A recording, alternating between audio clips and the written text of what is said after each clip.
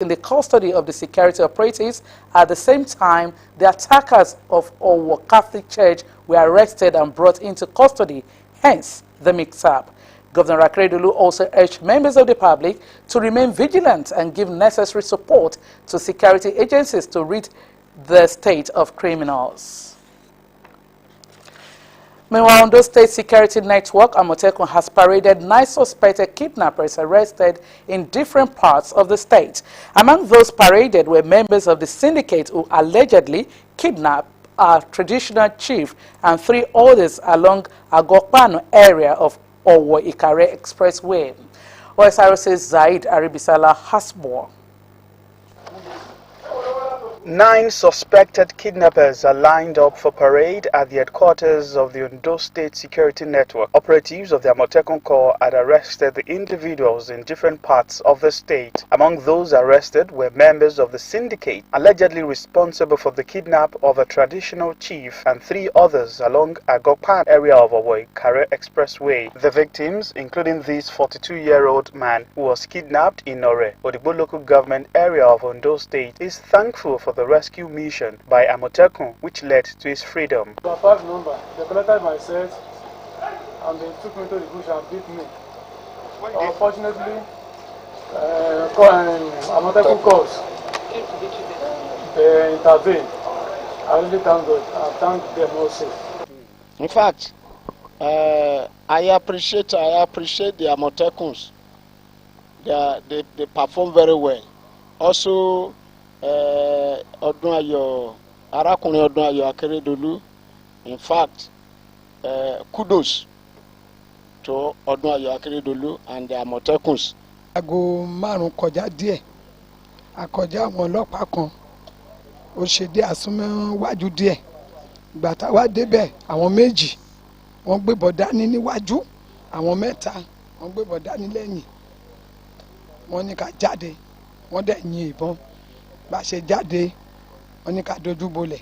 Bá ṣe dojú bolẹ̀, ó tún yá wọ́n ní ká dìde. Wọ́n wá kó àwọ inú igbó ń lọ. Commander of the Corps, Adetunji Adeleye, said security agencies will make the state unbearable for criminals. As we still have about 3 others, according to them, at large, but we've been able to successfully find out the location of the remaining culprits. And as we talk now, the victims are alive, they are in good condition. We are going to hand over their beads, their dresses, and all that was taken away from them that day. We'll hand them over to the victims. Adeleye assured that his officers will continue to beam searchlight on the gang members still at large and joining the public to avail security agencies of useful information to nip crime in the bud. Sahid Aribisala, Osrc News. In the meantime, 7 more kidnapped passengers of the March 28 train attack in Kaduna State have regained their freedom.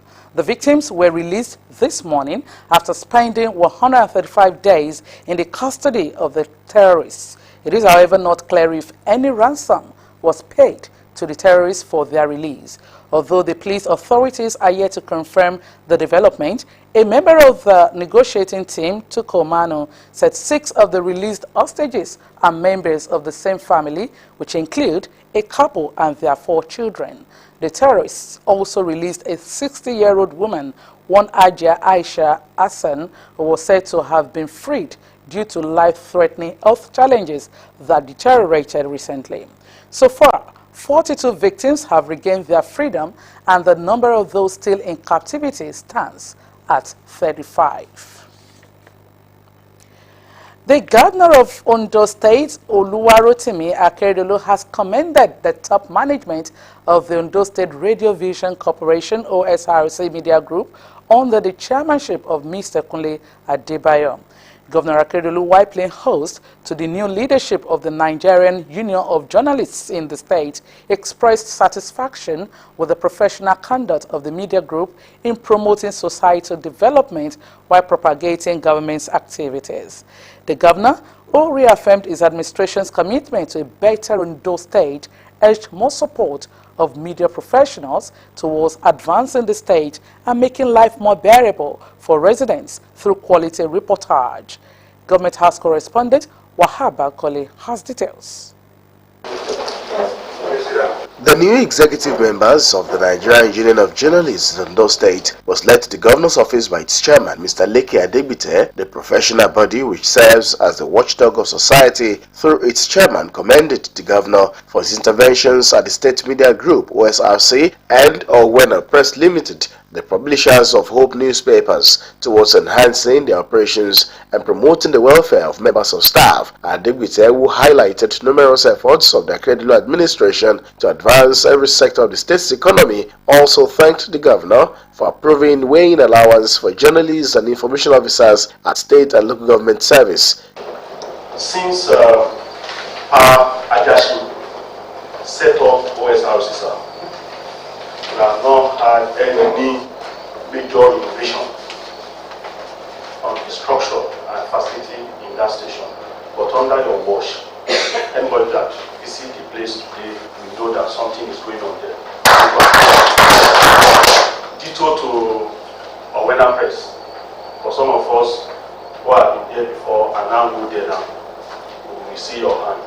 And we hold a duty as a union to appreciate you and appointing you as our grand patron. We have not misplaced that responsibility. Governor Akeredolu appreciated the support of journalists and media professionals in the state for his administration and urged more support towards advancing the state through quality reportage and constructive criticism. The governor applauded the strides of the management of OSRC Media Group under the chairmanship of Mr. Kunle Adebayo for its professionalism. According to him, his administration will sustain every effort to promote infrastructure development of the state while bridging every gap. We had Kunle Adebayo in OSRC deliberately, and I believe that he has made some changes that is worth commending. And as you know, we are moving Orange FM into OSRC. It's our best bet. We've been taught a lesson by this diesel. The same generator, because we have changed the generator to a very high capacity one that you have in OSRC. We don't need to add to it. We power Orange FM if it's within OSRC premises. Rather than having two generators here, what are we doing with it? I've heard what you said about Owena Press. I look at it. Ademola Adetula is doing his best there. But we look at it, we look at the issue of the adversaries. Akeredolu restated his resolve to further secure the state and its people while appealing to residents of the state, especially the Iberians, not to join forces with bad elements who are truncating the peace of the state through kidnapping, banditry, and also serving as informants for criminals. Area of security is key, and dynamics is changing. Very dynamic, it's changing. So we're going to see what we can do. And we will not leave Amotekun alone. We're going to support Amotekun, whatever it is. He called for concerted efforts from all stakeholders and concerned individuals towards overcoming the security challenges facing the state and the nation. Head of Service Kayode Ogundele has called on public servants in Ondo State to upgrade their professional skills for better service delivery. The head of service, while playing host to members of the state branch of Chartered Institute of Personnel Management in his office in Akure, charged them to continue to make valuable contributions to the public service. Mr. Ogundele enjoined them to put to practice the management skills acquired from the institute in their various ministries, departments and agencies to enhance delivery of the policies and programs of the state government, particularly the redeemed agenda. The state chairman of the institute, Mr. Ayodeji Age, congratulated Mr. Ogundele on his appointment as the 15th head of service in the state, describing it as well-deserved due to his competence. We'll now go on a break. When we come back, OSRC News at 7 continues. Stay with us.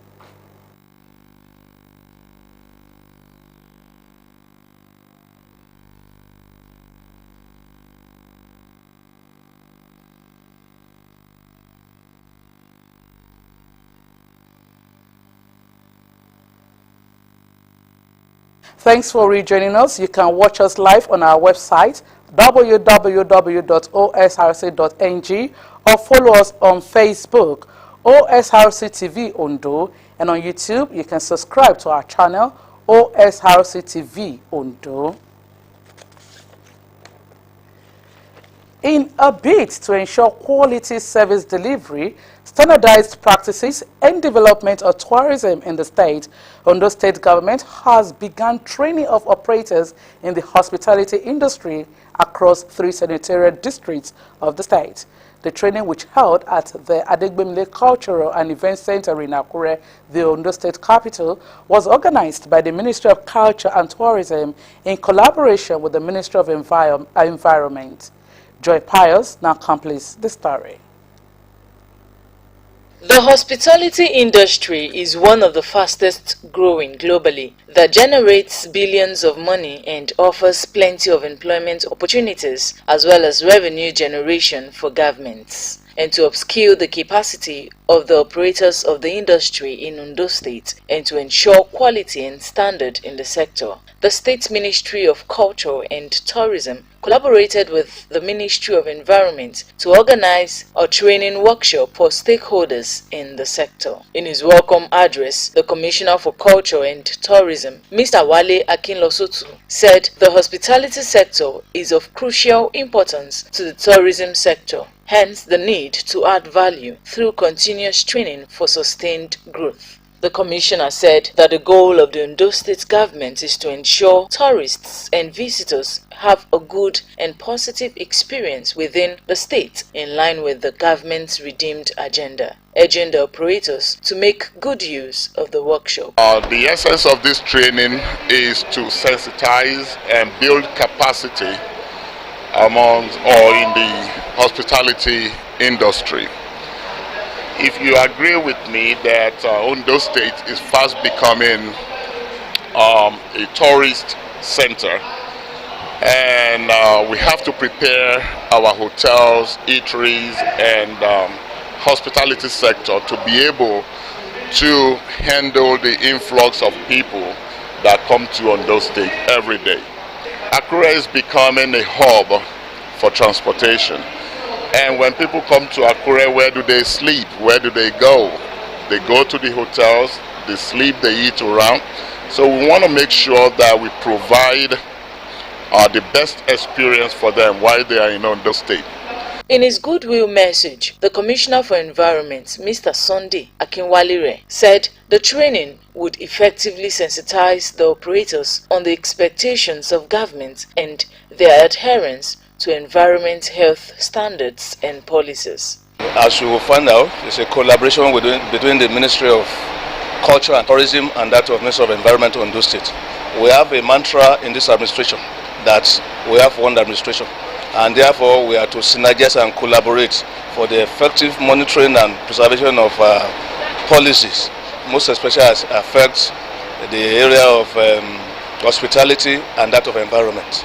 The technical session of the training featured a paper delivered on improving customer service delivery in the hospitality industry by Mr. Gbenga Sunday, a paper delivered on health, safety and environment in the hospitality industry by Dr. Omotola Dada, while the special advisor to the governor on entrepreneurship, Sumi Smart Francis, lectured the operators on entrepreneurship.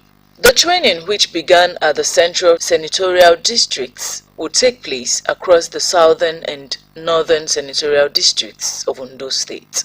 Joy Pius, OSRC News. All hands must be on deck to support Ondo government's efforts at keeping the state clean and warding off diseases. Lawmaker representing Akure South Constituency 1, Tuluwani Borokini, while embarking on the clearing of some bushy areas in Akure metropolis, said it is only through collective effort that Ondo State can attain her clean status.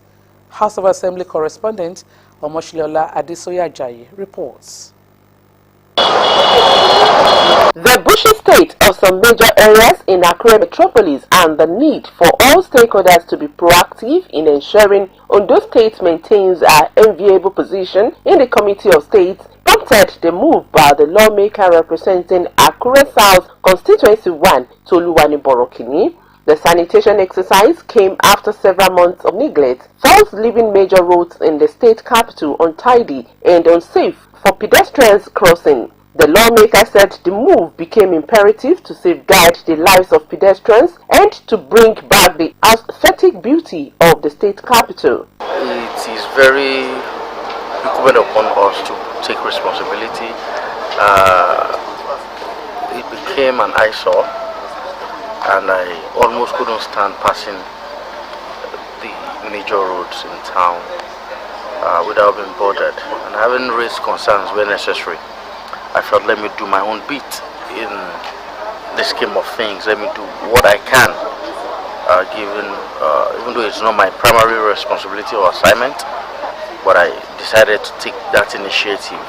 Borokini promised that as a representative of the people, he will continue to support Governor Oluwarotimi Akeredolu's administration to make the Sunshine State a signature of all eyes and reclaim the state's cleanest status. And we have done it in about 3 phases, and we hope to continue. So those who have the responsibility to do that are able to come back to continue.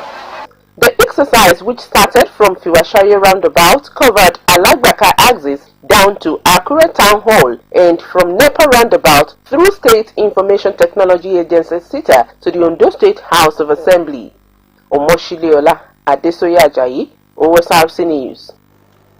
The Bimo 2022 Central Planning Committee has announced a change of venue for the summer boot camp. A statement by Special Assistant, New Media and Archives to Ondo State Governor Debo Akimbami said the summer boot camp will now hold at Maybest Academy, Omolayo Estate, Okejebu Akure, Ondo State Capital. The annual boot camp has always been held in Ilaramokin, Elizabeth University, Ilaramokin, and the Public Service Training Institute, PSTI. According to the statement, Maybest Academy has been chosen because it offers a one-stop shop for the boot camp. The Nigerian Railway Corporation, NRC, says it has reduced the number of trips on the Lagos-Ibadan train service due to hike in diesel price. NRC Managing Director Fidet Okiria said the corporation has cut down the number of return trips on the route from 6 to 2 every day. According to the NRC bus, it was outside the corporation's powers to hike fares despite the rising cost of operations. Hence, have sent recommendations to the Federal Ministry of Transportation for an adjustment in the train fare. The price of diesel has hit 800 naira per litre from 625 naira per litre it sold in March. The Federal High Court sitting in Abuja has declared as illegal and invalid the unilateral amendment of the Rules of Professional Conduct (RPC) for legal practitioners in Nigeria by the Attorney General of the Federation, AJF, Abubakar Malami. Justice Donatus Okorowo first dismissed the preliminary objections filed by the AJF and held that all the relief sought by the Nigerian Bar Association, NBA, succeeds. The court declared that the General Council of the Bar, which has the authority to amend the RPC, is constituted by several members, and the RPC cannot be legitimately amended by the singular desire and action of an individual. In September 2020, the legal community woke up to the news of the unilateral amendment of the RPC by the AGF. The AGF was reported to have said the amendment was made in the exercise of the powers conferred on him by Section 12, Subsection 4 of the Legal Practitioners Act as Attorney General of the Federation and Minister of Justice and President of the General Council of the Bar. To the foreign scene, health officials in the United States say they are worried about a polio outbreak after a case was confirmed in the state of New York. The virus has also been detected in the state's sewage system. Authorities are now appealing to unvaccinated residents, saying they should get their shots as soon as possible. Abigail Oyeyemi reports. At this medical clinic, a rush to get as many jabs in as many arms as quickly as possible. Inside these vials is not a COVID vaccine, but instead a vaccine for polio. Yes, polio, the highly infectious, devastating virus that can cause paralysis. Polio has been discovered in the wastewater in 2 areas of New York, paralyzing an unvaccinated 20-year-old man who had traveled to Europe. For every 1 case of paralytic polio, there's probably hundreds of other cases that are going undetected. And so that's very worrisome. The Centers for Disease Control and Prevention is so concerned about polio being found in New York. They have sent a team of experts to investigate and try to contain it as quickly as possible. This is the epicenter of the polio outbreak in America. New York's Rockland and Orange counties, otherwise quiet areas about an hour north of New York City. As health officials try to get people vaccinated, complicating matters, this area is home to a lot of ultra-conservative Orthodox Jews, many of whom refuse vaccination because of religious doctrine. We have an Orthodox Jewish population that has been relatively closed. We do have communication with them through their rabbis and make sure that they understand how critical it is that the people get vaccinated. There are some groups that tend to say, well, God will protect me. But look, if you take that view, then you can't really go to the doctor. It's God has sent us vaccines, God has sent us doctors, God has let us understand polio and how it works. I think God wants us to use vaccines. Certainly any invention that helps polio patients towards recovery is as welcome as it is important. Polio struck fear in people in the 1940s, paralyzing over 30,000 people a year in the US before vaccinations were made readily available in 1955. When I was a little kid, I had polio. You don't want polio. It is paralyzing, it is awful, and it can kill. The battle against polio is back on, and at least in one part of America where the rush is not only to get people vaccinated but also convince those who are reluctant. Abigail Oyeyemi, Osrc News. And that's the news. But before we go, another look at the top stories. Governor Oluwarotimi Akeredolu has warned against faith-based agitations ahead of the 2023 general elections. The Ondo State government has commended Osrc Media Group's professional conduct in promoting societal development while propagating government activities. A federal high court in Abuja has declared the Attorney General of the Federation's unilateral amendment on its rules of professional conduct illegal. And from the foreign scene, medical personnel in the United States have stepped up efforts to contain polio outbreak. And with that, we end the news. Thanks so much for watching. Good evening.